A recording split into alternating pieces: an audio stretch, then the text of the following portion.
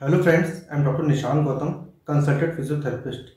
तो आज हम बात करने जा रहे हैं नी गैप की। फ्रेंड्स, हमारे दोनों घुटनों की हड्डियों के बीच में एक कार्टिलेज की लेयर पाई जाती है, जिसकी वजह से हमारे जो घुटनों का गैप है वो मेंटेन रहता है और हमारे घुटने हेल्दी बने रहते हैं और हम आसानी से चलते फिरते रहते हैं। मगर किसी कारण हमारे घुटनों में चोट लग जाती है और हमारे जो घुटनों का कार्टिलेज है वो धीमे धीमे डैमेज हो जाता है, या फिर एज के साथ साथ बढ़ते बढ़ते हमारा जो कार्टिलेज है वो सूखने लगता है और हमारे घुटनों का जो गैप है वो धीमे धीमे कम होने लगता है, पास आने लगता है, जिसकी वजह से हमारे जो घुटनों की हड्डियां हैं वो आपस में टकराने लगती हैं और उसकी वजह से खट खट की आवाज़ आने लगती है, पेन आने लगता है, स्वेलिंग बनने लगती है, आपको स्टिफनेस महसूस होती है।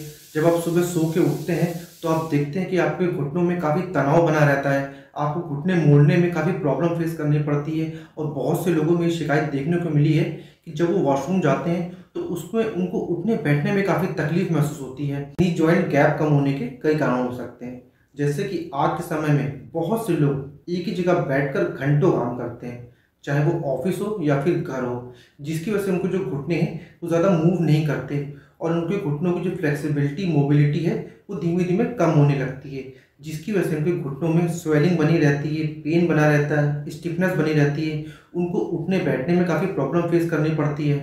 उसी तरह बहुत ज़्यादा वजन बढ़ा होना या फिर ओबिसिटी की प्रॉब्लम होना हमारे घुटनों के लिए कई प्रॉब्लम क्रिएट करती हैं, जैसे कि हमारे जो बॉडी का वेट है वो सीधे सीधे हमारे घुटनों पे ही जाता है, जिसकी वजह से हमारे जो घुटनों का गैप है वो धीमे धीमे कम होने लगता है और हमारी हड्डियां आपस में टकराने लगती हैं, जिसकी वजह से हमारे घुटनों में पेन और स्वेलिंग की समस्या देखने को मिलती है। फ्रेंड्स, नी जॉइंट स्पेस कम होने की जो प्रॉब्लम है ये समस्या पहले के समय में 50, 60, 70 साल की उम्र के ऊपर के लोगों में ही देखने को मिलती थी, मगर आज के समय में ये प्रॉब्लम 30-40 साल की उम्र के लोगों में भी देखने को मिल रही है। घुटनों को कम से कम मोड़ के बैठना चाहिए। अगर वो चेयर पर बैठते हैं तो कोशिश करें अपने पैरों के सामने एक स्टूल रख लें और अपने पैरों को उस पर रख के बैठें, ताकि जो उनके घुटने हैं वो सीधे बने रहें और घुटने आपस में ज़्यादा रगड़े नहीं। उसी तरह कोशिश करें कि सीढ़ियाँ कम से कम चढ़ें और भारी सामान लेकर तो बिल्कुल भी सीढ़ियाँ ना चढ़ें।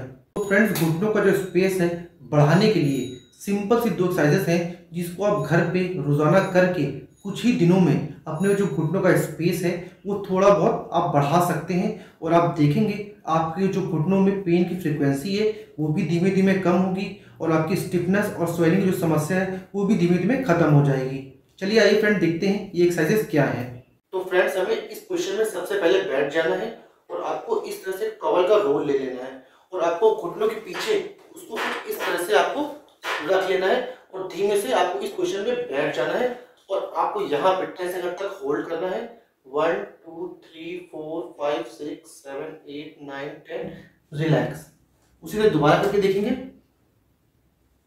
1 2 3 4 5 6 7 8 9 10 रिलैक्स। फ्रेंड, देख रहे हैं जब आप पीछे को जा रहे हैं तो आपके घुटनों पे काफी अच्छा खिंचाव महसूस हो रहा होगा, आपको ऐसा फील होगा कि आपकी हड्डियां कुछ कुछ इधर उधर स्ट्रेच हो रही हैं। तो फ्रेंड्स, ये एक्सरसाइज दिन भर में आपको 2 बार करनी है। अगर आप 2 बार नहीं कर सकते तो कम से कम 1 बार तो आपको करनी ही करनी है और 1 बार में आपको इसके कम से कम 10 सेट्स करने हैं। फ्रेंड्स, इस एक्सरसाइज में भी आपको इस पोजीशन में बैठ जाना है और आपको इस तरह से टॉवल का रोल ले लेना है और इसको अपने घुटनों के नीचे कुछ इस तरह से लगा लेना है और अपने एंकल्स को पकड़ करके आपको पीछे को इसको खींचना है और यहाँ पे आपको 10 सेकंड तक होल्ड करना है। 1 2 3 4 5 6 7 8 9 10 रिलैक्स। इसी तरह दोबारा करेंगे। 1 2 3 4 5 6 7 8 9 10 रिलैक्स। फ्रेंड्स, ये एक्सरसाइज भी आपको दिन भर में 2 बार करनी है। अगर आप 2 बार नहीं कर सकते हैं तो कम से कम आपको 1 बार करनी ही करनी है और इसके 1 बार में आपको 10 सेट्स करने हैं।